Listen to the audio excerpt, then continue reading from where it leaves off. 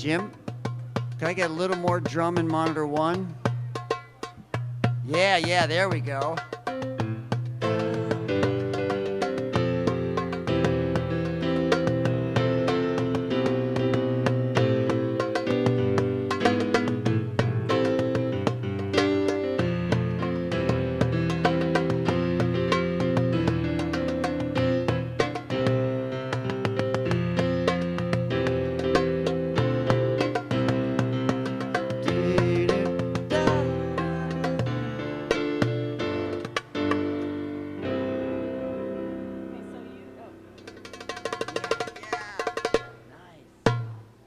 Oh, that's very cool. A little bass slide. So, yeah. Wow. This drum doesn't totally do it. That's such a deep one. Yeah? Yeah, look how long it is. So that's the closing song. All right, so you're gonna have to start me off with that drum with your mouth. Exactly. Because I'll forget in between. I will tell you in the moment. Oh. It's kind of like a boom, boom, back, boom, boom, da da da da, boom, da da da da, boom, back,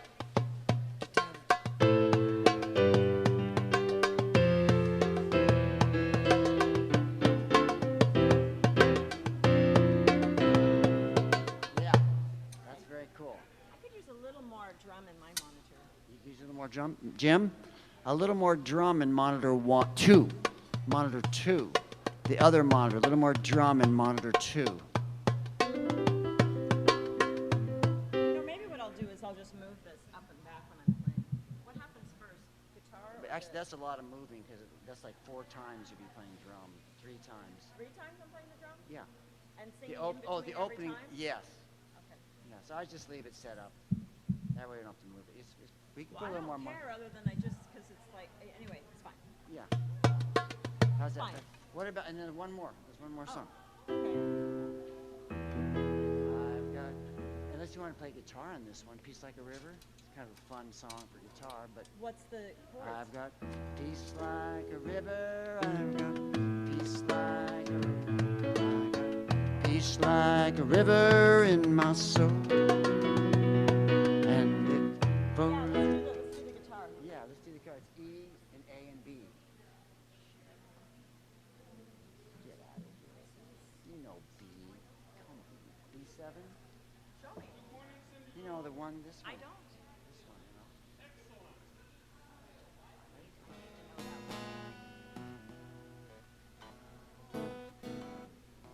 Oh, I don't see. I probably do. You do know it, of course you know it. I don't know if I know it well enough to like, just like that, right? How do you usually play B? I don't know. I have trouble with B. That's not it? There it is.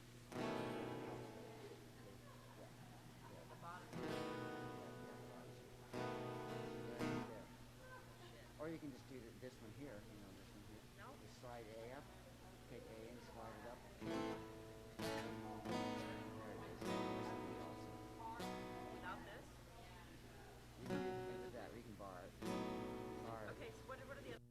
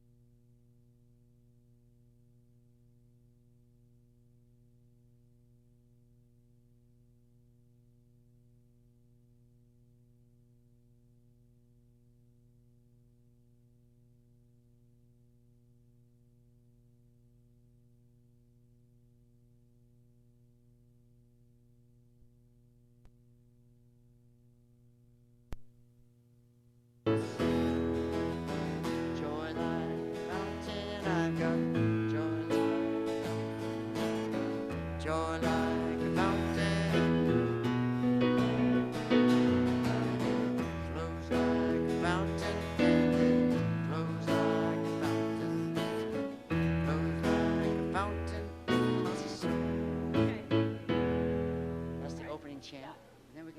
preludes too, if you want to make something up, jam on some other song. Maybe Cedar Smoke for jamming for the prelude when people are coming in, just for fun. Or something else that's easy. Yeah, that could be fun to jam on.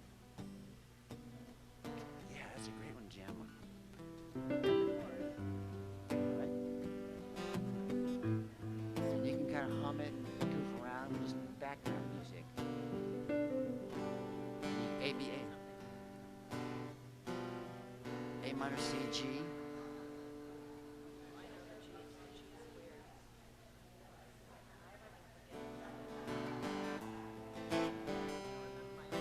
I understand. Okay. Yeah. You can make it up as we go.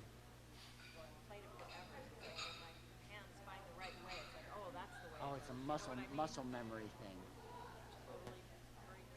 Oh, there it is. G6. There it is.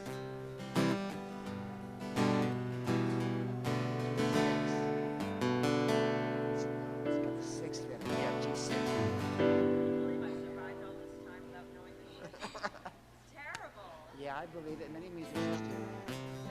Many of the greatest stars are about theory. Because it's all about presence and personality entertainment. It's not about theory. There we go. Okay, we can do that. Okay, great. That's what we're gonna do. Pray, yeah, that'd be like when people, like at 5 till, like in In a few minutes. like 10 minutes from now. Like basically I have to go pee and then we'll do it or whatever. Something like that. Okay, well, just let me know then. And then we got all that. And your two songs, we're going to do Whoa. Summer Fire and then the other one. Yeah, I want to be careful when I do the other one that because I'm sitting back there and I have your piano up for me to hear you drumming, and then when I play that ballad and you're going to be playing keys with me, I have to make sure you're not. I'm just going to do like little tinkles. I'm going to lay out for most of it.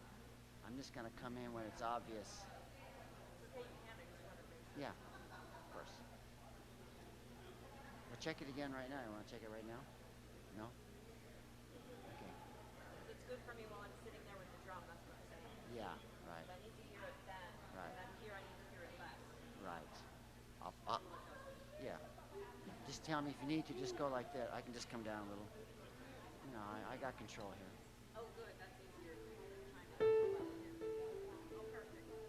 And it should be real soft anyway. I want it to just be a little. I want it to be a little like angel dust, you know. Morning. Okay, Good morning. And check. I know you do. That's why I make sure you get it. I watch out for my friends. I told you I quit, right?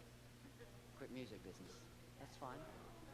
That's why I'm dragging you out of retirement for one day, and then you go back to quitting tomorrow. Oh, anytime somebody wants to pay me, I'll come out. That's a good method. I remember even in the 80s when I was working with my producer Rick, who'd been from LA, and he played with Poco and all those guys, and he was producing my album, and he said, you know, I'm a guitar operator. I don't come out for less than 100 in the 80s, you know, and that was even so it's like, and he was just clear about that. I mean, people could get him out for money Yeah, talks. I mean, seriously, at this point, it's just Yeah, I understand. survival. I understand. Do you know what income producing activities? That's all it's about right now. I know. Me too. No, Yeah. Thank God Pandora kicked in. I met this guy who wants to help me get into wedding singing. Interesting. It's like $400 a night. I know exactly. He's got to sing all the covers. And he's got. You're good at covers, though. Yeah, I'm you totally into you it. nail covers. I I've am heard into you. it as long as it's not a bunch of totally cheesy covers. There's so many great I know. songs out there. And he's already telling me these songs that are like must-haves at like any wedding. I'm like, oh my god. I know. That's how it is. That's how I it don't is. know. I've been like such a maverick my whole life. I don't know if I can squeeze myself into these shitty songs. But I'm gonna try. Because there's a lot of great songs. We talked I love we doing talked covers. about it once when we started running. Yeah, we weren't talking about weddings though. We were talking more like lounge. Oh, you're talking lounge.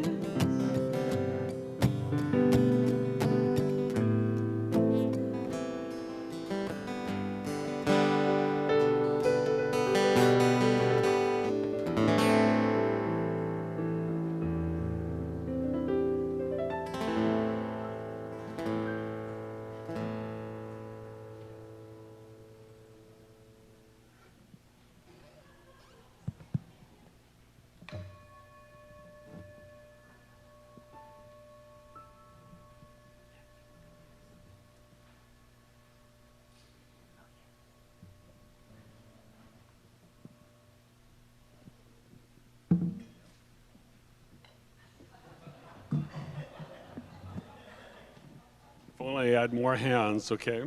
Good morning. Gosh, before I popped that, I thought, you're all so quiet, and I thought, I wish I'd worked that way in the classroom. But it never did. But anyhow, good morning. My name is Gene Langille, and it is my duty to welcome you to the morning service at the Golden Gate Center for Spiritual Living. But first, if you have any kind of an electronic device in your possession, find the off button and silence its chatter. This is the Memorial Day weekend, which most everyone observes by having a big party or something. But today in the USA, we dedicate some time to honor the memory of those who gave their lives while serving in the military. We honor their courage, their sacrifices for doing their duty. It is our duty to never forget what this day really means and to give thanks for these memories. And now it's time to greet your neighbors with something memorable.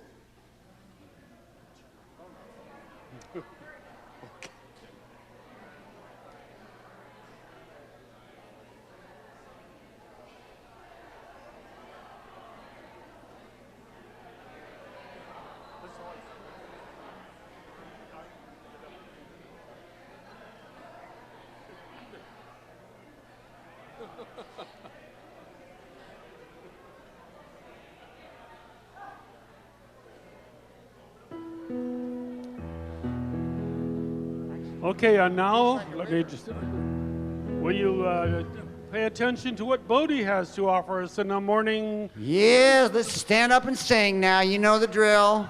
Come on. Are you ready? Are you ready? Are you ready? I've got peace like a river. I've got peace like a river. I've got peace like a river in my soul. Flows like a river and flows like a river and it flows like a river in my soul. In my soul, I've got joy like a fountain. I've got joy like a fountain. I've got joy like a fountain in my soul.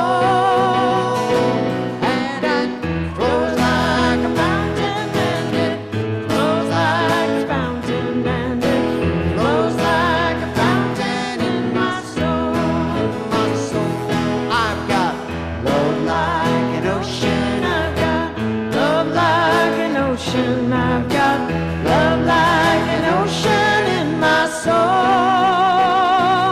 And it flows like an ocean and it flows like an ocean and it flows like an ocean in my soul.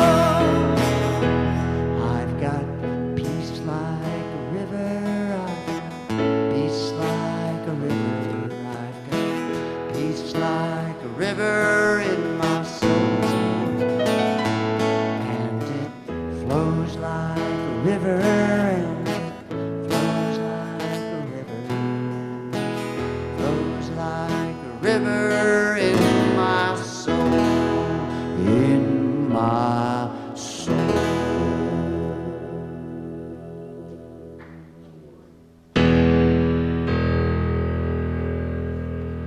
Amen, brothers and sisters. Good morning, everyone. My name is Lisa Barnes, and I am a licensed practitioner in this beloved community, and I am here this morning to pray with you. So let's pray. And I am feeling the love of my beloved spiritual community, which is the love of God. So I know that God is here. God is present. Spirit is everywhere present in its entirety. Everywhere. There is no spot where God is not. There is no spot where only the love of God is present, but not its abundance. There's no such thing as only the abundance of God somewhere, but not its love. All of God is present in its entirety everywhere. And I know that that is true about every cell in my body. The top of my head to the tip of my toes, the allness of God is present everywhere. And everywhere in this universe is the same. That is why I say that there is a unity here, that there is a oneness. I know and I feel this oneness everywhere. It is all one, it is all present, it is all God. And I know that this community is lavishly, abundantly provided for by this oneness. That the love and the abundance and the precious, sweet, caring embrace of Spirit is here in every congregant, in every person watching on the internet, every person who desires to be here and is not today. This community is so blessed. The presence of God is right here. I rejoice in this. I relish it. I treasure it. And so with this full, grateful heart, I release this, my word, into the law, knowing that it is done. It is so done. And so it is. Amen. And so we are so abundantly blessed by our musician, Bodhi Sechko, and doubly blessed today to have our visiting musician, Lakshmi Davi Desi. Lakshmi Devidasi. You guys remember Lakshmi? Let's give a warm welcome to Lakshmi.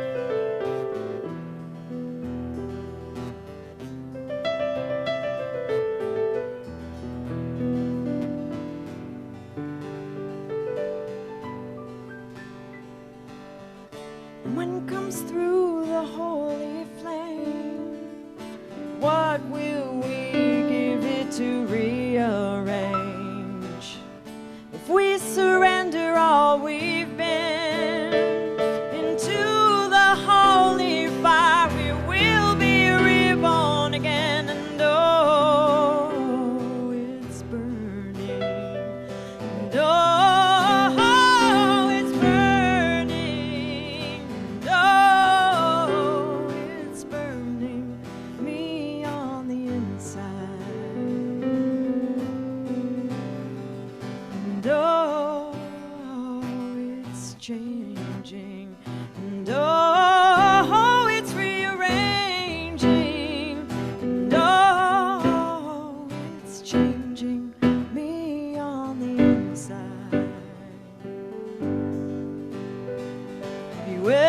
scene, a songbird sing after it's lived through the circle of fire. Well, I have, and I can tell you it's gonna be alright. It's gonna be alright. It's gonna be alright.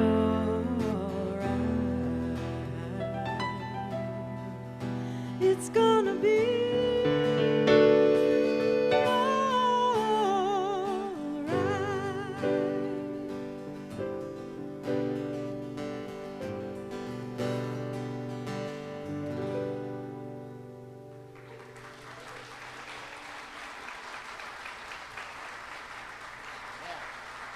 Love it.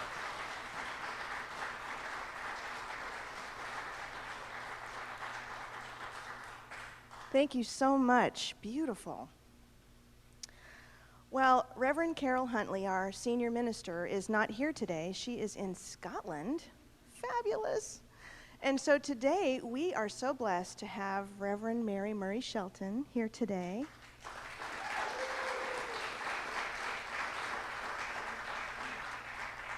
And tomorrow is the 29th anniversary of Reverend Mary's first Sunday as a minister on the pulpit at the Santa Rosa Center. Wow. So great. And so I give the pulpit over to Reverend Murray, and she is here to share with us wonderful, wonderful news. Thank you so much. Thanks, Lisa. Good morning, everybody. Good morning, those of you who are watching online. Reverend Carol is in Scotland and probably getting ready to go to bed pretty soon. But we are here to celebrate together this morning. And you know, we've been going through the year with the theme, Your Joyous Life, coming from the book, The Happiness Project.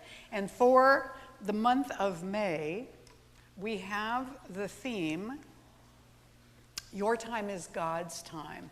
So we can see this morning on the beautiful altar that Carine Rosenblatt did that we have a clock. Your time is God's time, and God's time is your time. And so we're looking at this whole experience of living our life as the life of God, expressing and experiencing through and as us. And our theme for this month, our goal for this month, is to have more fun. Am I there? I'm there. I used to be great at hula hooping, and then I developed hips, and it kind of didn't work so well after that for some reason, but the whole idea of having more fun is being playful and enjoying our lives. And this morning, I'm talking about the spiritual wisdom of parrots. So Carine has put an egg on the altar that is parrot-colored, that is reflective, and you know, because we're having more fun this month, I decided that I wanted to employ all the good parrot jokes that I know.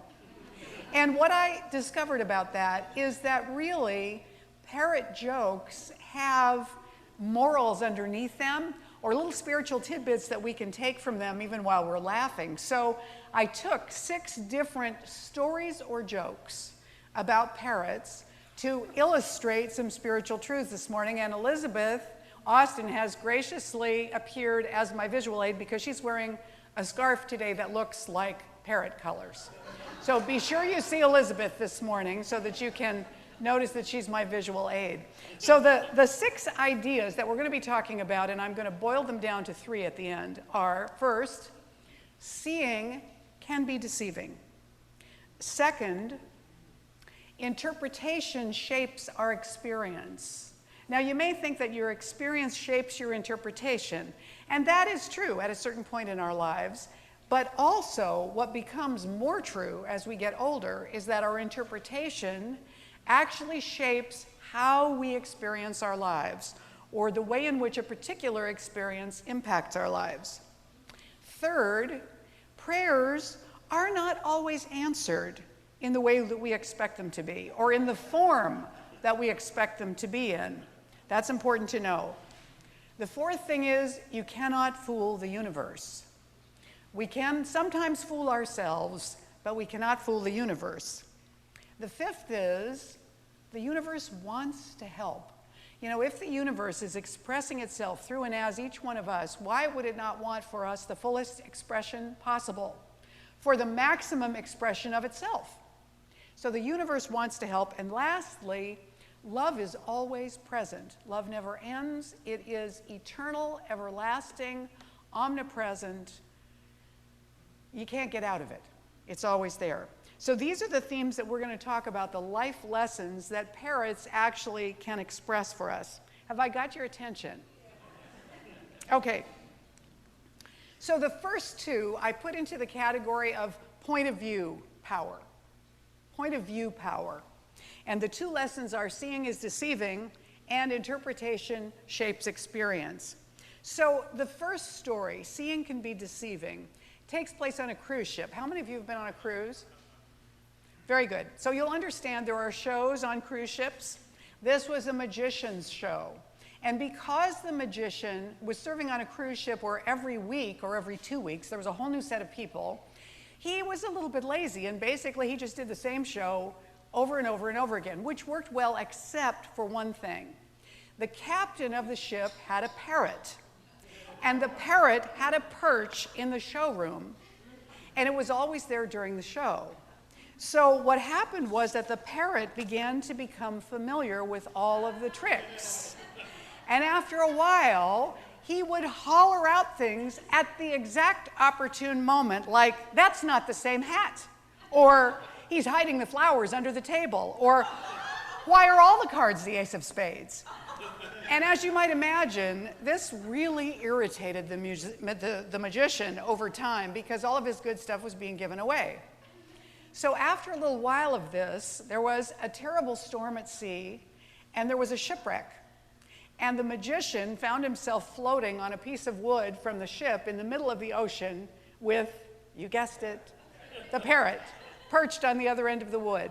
And for several days, they just stared at each other in hatred without saying a single word, until finally the parrot couldn't stand it any longer, and he said, "Okay, I give up. Where's the ship?"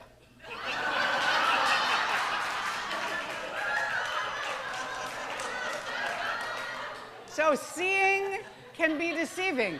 He had already discovered that watching the magician, but he had figured out all the clues up to that point. And then when he couldn't figure out the clue, he didn't believe what he was seeing because he'd already learned that seeing can be deceiving. How many of you have ever been to a magician's show? I remember going to one many years ago in the Cannery in San Francisco and sitting in an audience much smaller than this, where I was this close, as close as Frank is to me, to the magician. And he was doing one of those tricks with lengths of rope where you even it up and cut it, and then he would run his hand over it and one would be longer. And I could not figure out how he was doing it. Didn't make any sense to me because I was watching him so closely and I couldn't see what he was doing. So what we know from that kind of experience is that our eyes can deceive us, and yet at the same time we still tend to judge by appearances. The universe wants us to know that what we want to judge things by is the deep feeling and experience of them, not just what we see, not just to judge by appearances. Every time I look in the mirror, I'm surprised. Because I internally, and I've told my son this, my son is 35. Internally, I'm the same age as him. But when I look in the mirror, I discover that the appearance is deceiving. So when you look at me, you may not realize that I'm 35. You see what I mean? So what we want to be able to do is know that who we're looking at and who we're talking to is more than the appearance, and so is the universe, more than the appearance of what we're seeing. The second thing in the point of view power is that our interpretation shapes our experience. Our interpretation of what's happening shapes our experience. So, the second story. When Uncle Charlie died, his nephew Bill inherited his uncle's prize-winning parrot. Unfortunately, though, Uncle Charlie was kind of a salty old guy, and we know that parrots learn to speak based on the people that they're around, and this parrot only spoke in profanities and obscenities, which Bill found rather embarrassing and somewhat irritating. And so he spent a lot of time talking to the parrot and using beautiful phrases and trying to teach this parrot how to speak and say other things. And the parrot was not interested. And this process escalated until one day Bill was chasing the parrot around the apartment, screaming at it, which, as you might imagine, didn't help much. And finally, in frustration, he grabbed the parrot and shoved it into the freezer and slammed the door shut. Now, in the freezer, he can hear the parrot kicking and flapping and screaming, and then silence. And at first he was relieved.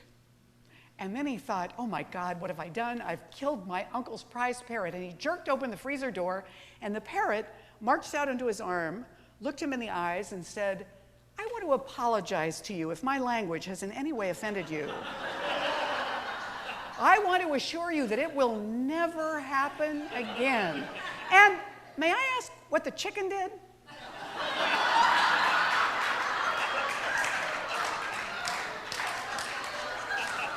So you see, are we having fun? Yes? So you see, our interpretation does shape our experience. That parrot did not like being in this new household.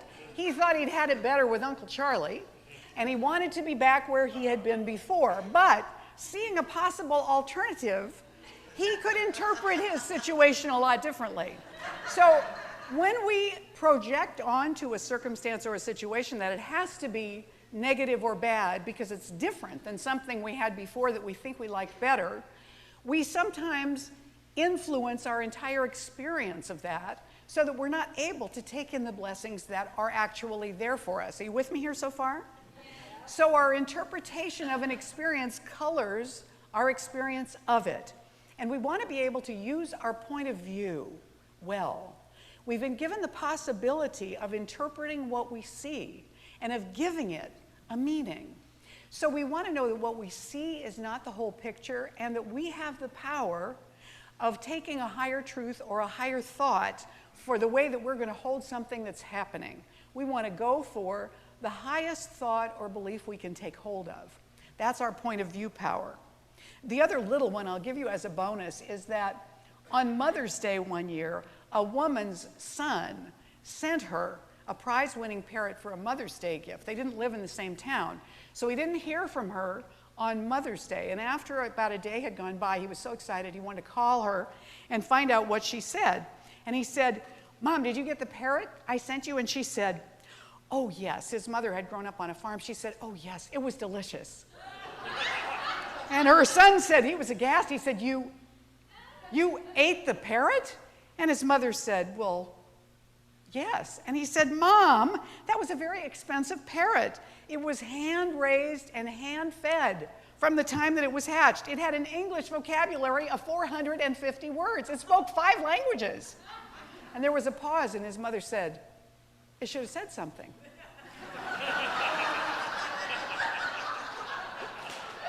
So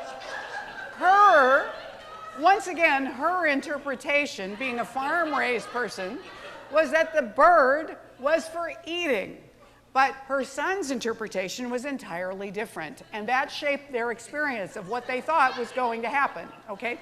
So when we look at our lives, we want to see, and particularly when we're in dispute with people, what is the highest thought? What is the highest belief? What is the highest picture we can take out of this moment with our point of view to lift things to the level that we want to live at? Does this make sense? Yeah. Okay, so now we're going to go on to answered prayer.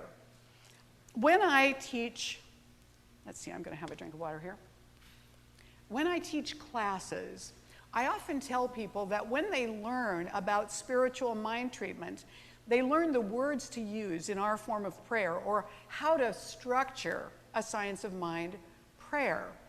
But what people don't always realize is that we have images in our heads of how we think a particular prayer will manifest itself, the result that we want. Yes? And God is squirrely. Sorry?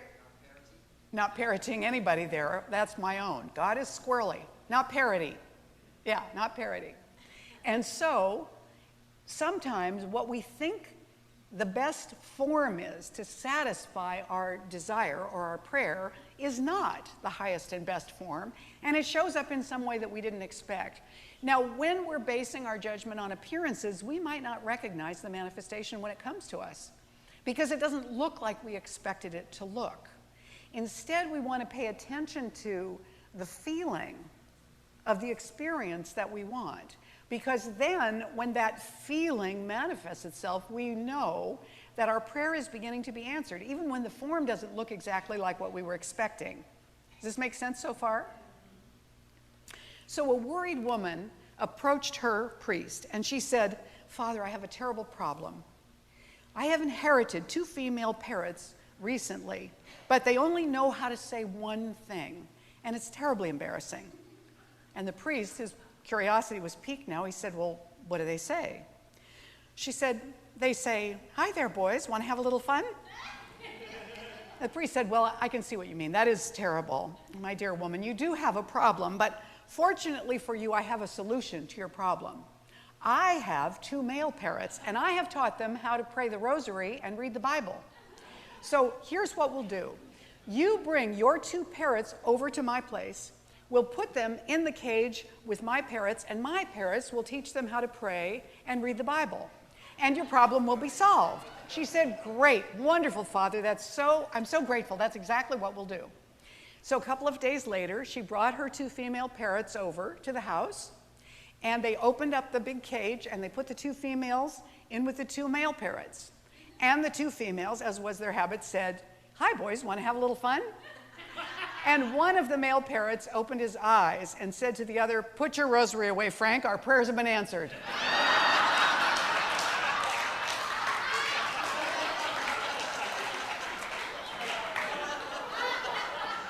Now,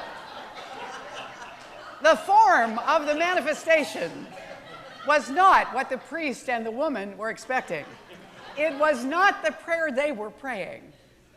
But it was the prayer the parrots were praying, apparently. Sometimes the universe manifests for us in a different way than we expected. So it's helpful if we know what we want to feel. All the woman said was that she wanted her problem to be solved. It was not solved in the way that she expected. So this is one of the things that's important for us to know about creative law, is that if we are living our lives in a way that is contradictory to the prayer that we're praying, what we're living is more of a prayer than what we're praying. And what will manifest is what matches our living, not what matches that 10-minute prayer that we did in the morning. Are you with me here?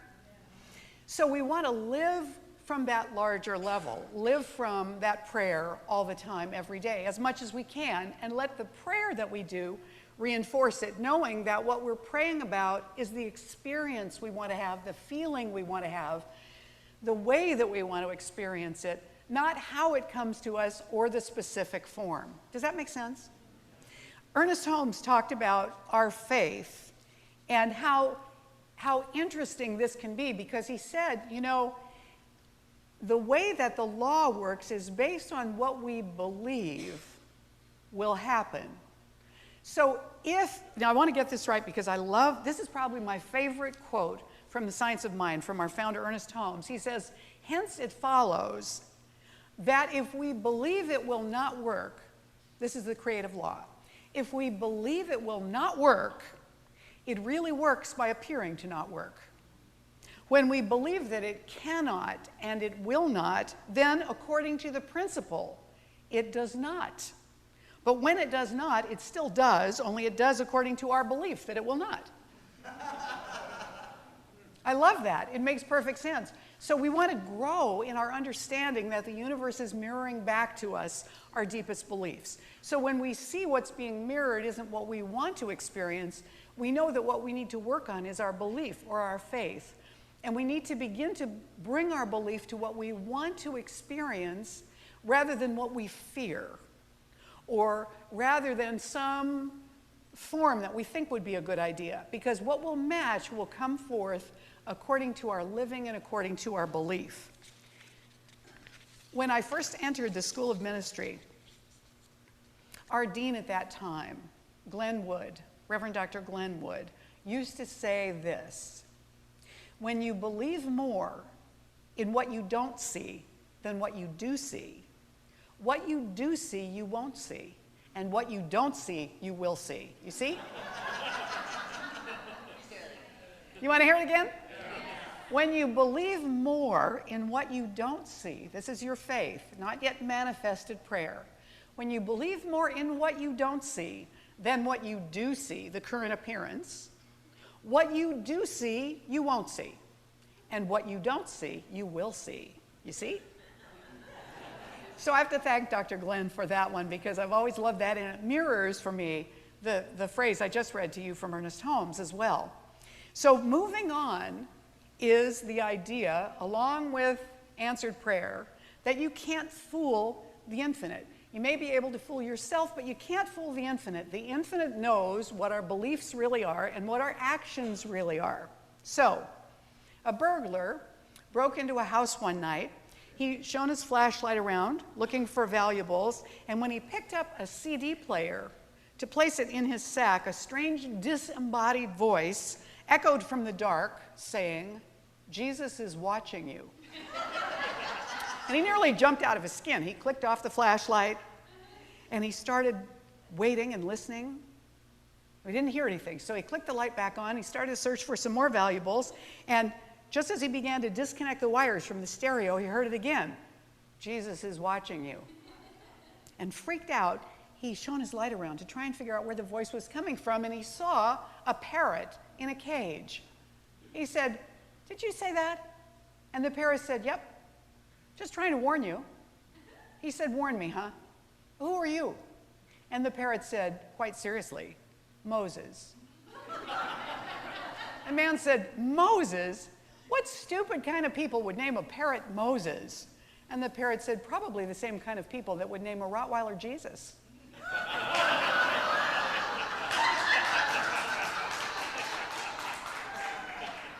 You cannot fool the infinite. You know, we think Santa Claus knows what we've been doing and is keeping a list. The creative law knows all of our activities, our beliefs, our hopes, our fears, our dreams. So when we lift ourselves with that point of view power, when we take the opportunity, bless you, to lift ourselves up to a higher level of belief, to a higher level of living, then our point of view assists us to move upward in our vibration. And then we're beginning to use the prayer, the power of prayer, in an effective way. The last thing I want to tell you about is to trust the mystery. To trust the mystery, because the universe wants to help. The universe wants to help us. This story is not a joke. These last two stories I'm going to share with you are true stories, things that actually happened. So in Denver, a woman named Megan Howard was going to babysit, and she took, for some reason, her pet parrot, Willie, with her to babysit this little girl, Hannah. Hannah had been having her breakfast, sitting in her high chair, you know, feeding herself little bits like they do. And for just a moment, Megan left the room. And when that happened, Hannah started to choke on her breakfast. Megan, being out of the room, didn't know. But Willie immediately began to squawk and croak and holler, "Mama, baby! Mama, baby!" And Megan heard Willie, rushed back into the kitchen, did the Heimlich maneuver on the little girl, and saved her life. For his quick response, Willie received the local Red Cross chapter's Animal Lifesaver Award at an event attended by the governor and the mayor. And although it was Megan who had physically saved Hannah from choking, she told the assembled group that Willie was the real hero. Now, isn't it interesting? I think of this as an illustration of how the universe wants to help, because why in the world did Megan have a parrot rather than a dog or a cat? Why did she decide that she was going to take Willie with her on that particular day? Now, we know that people are saved from all kinds of catastrophic events, and sometimes they aren't. I think and I believe that our soul knows if it's time for us to go on or if it's not. And I wonder how many little tricks the universe put into place in advance so that that day Megan would be babysitting with Willie, and that she happened to not only bring the parrot, but have a parrot that was capable of doing that. Do you see what I mean? We have no idea how the synchronicity of the universe is working in our favor all of the time, so that we are exactly where we need to be at every moment, that every person who's with us at every moment is divinely the perfect person to be there, even if we're just strangers standing in an elevator. It's not that we don't have free will, it's that our free will flows in this incredible, coordinated whole that appears chaotic, but really is not. That's my belief. And then, the last story I want to tell you is a manifestation of the idea that love is always present, that it never dies, it never leaves us. And this is also a story about a parrot that was printed in the San Francisco Chronicle in January of 2003. People have been known to inherit valuables from deceased relatives, sparkling heirlooms, the family silver, works of art, outright cash. But Evelyn Ryan didn't leave her 10 children any of these things because she didn't have them to give. The best things she left us were the intangibles, like her sense of humor, her laughter, which still rings in my memory, and in fact, in my house. When my mother died, I inherited a bird, not a lightweight canary, but a foot-high African gray parrot who talks and laughs in the rich, gravelly voice of 85-year-old Evelyn Ryan. These days, I wander around in a t-shirt that says, "My mother went to heaven and all I got was this lousy parrot." But this is only half true, because there's nothing lousy about Clancy. My brothers and sisters and I bought Clancy to keep Mom company after Dad died. She picked him out from a group of baby parrots in a pet store, and they bonded instantly, my gray-haired mother and this gray-feathered bird with a bright red tail. The summer before Mom died, some years later, I went home to Ohio for a 3-week visit. The first morning, I woke to laughter and conversation coming from downstairs, and I wondered what fun-loving neighbor had dropped by. Once downstairs, I discovered that the source of all this joyful noise was simply Mom and Clancy going through their morning routine. He kept the conversation rolling, and his comments, in a voice identical to hers, kept them both in stitches. "Where's my shoes?" he asked. She laughed and said that her shoes, not his, were lost. "Don't know where I put my stuff," he said. They talked all day like this, taking turns, commenting on my mother's ragtime piano playing. Isn't that pretty? And on his backyard view of Mom's flower garden full of white hollyhocks and orange daylilies. It's beautiful. They looked after one another, too. If either one of them dozed off, the other one would say, "You're so quiet, are you all right?" Clancy learned every word and sentence from Mom, of course.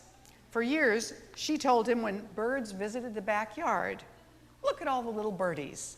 Or when the morning paper hit the front porch, "That was the paper boy." He learned to repeat those sentences when appropriate, but he can ad-lib too. "There's someone at the door," he said during my visit home. Hearing this, Mom walked out to the front door only to find no one there. "Now don't tell me there's someone there when they're not," she told him. "I went all the way out there for nothing." He waited just a beat to reply, "There's a little birdie at the door." My mother died at home after a 3-week illness, and Clancy was by her side the entire time. Near the end, the two of them had the best seat in the house, in front of the double-wide open window in the bedroom where they could see trees, birds, the tops of the ancient evergreens lining the front of the house, and the bell tower of St. Mary's Catholic Church just a block away.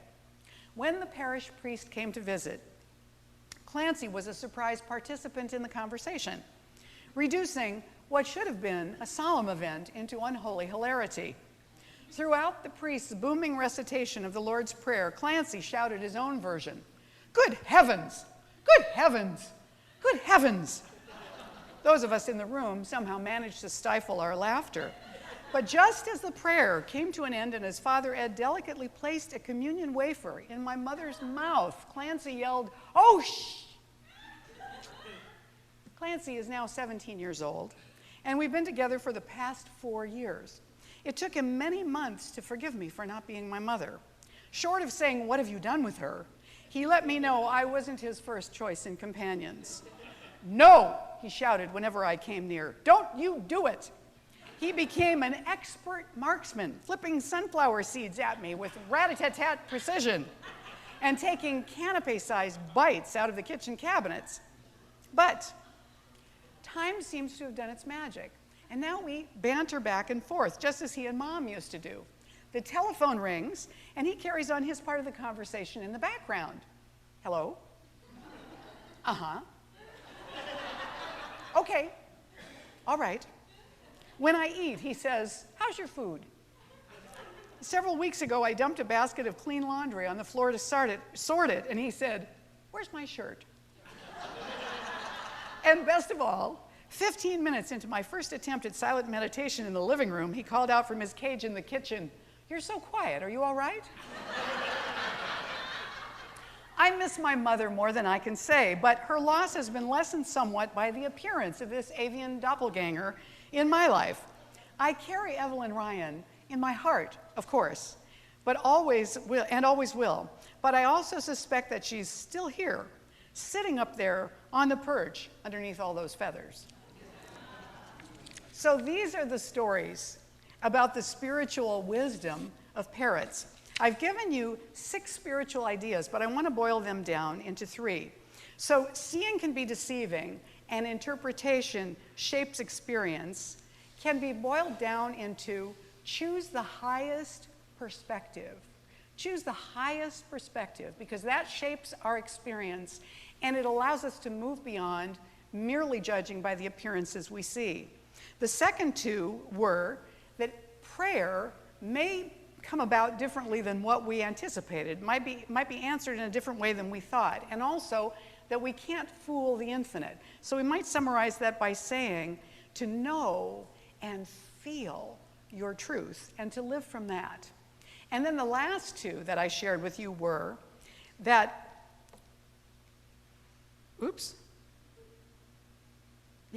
was that the universe wants to help and that love is always present. So if the universe wants to help us, we're already immersed in a loving container. That is the whole of all that is. There's no place to go to escape from it. It always wants to support and help us. And that love is the essence of the support and help. It never leaves us. It's eternal. It's everlasting. It's always present. So let love in to help and be supportive.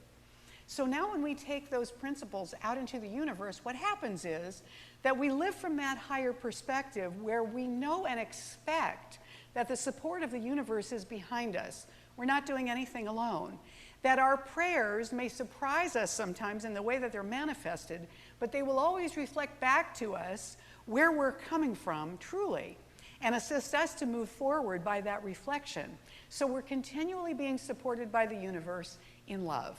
Let's know now that in this group this morning, that every seat that's filled and every seat that's empty is absolutely perfect for us this morning, for the journey that we're on spiritually, for our next step spiritually, and it's perfectly tailored for us to wake up in this moment if we choose to.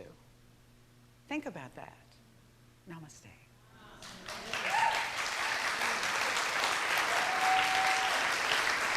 Thank you. Thank you.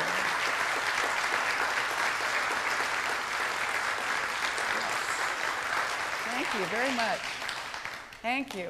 And so the going deeper for this morning is, I live my life as if everything were stacked in my favor, because it is. Say that with me. Say that with me. I live my life as if everything were stacked in my favor, because it is. And that comes from Rumi. So let's now take that within and do the deeper inner work, all right? We know right here and now that we are surrounded by a divine and infinite presence that knows us intimately well because it is us.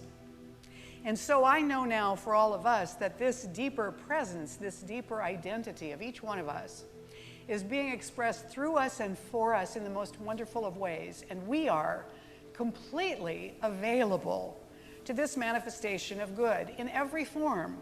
We look at every experience in every form in our lives right now as a blessing, exactly as it is, knowing that we are whole, complete, and perfect, just as we are. And so it is.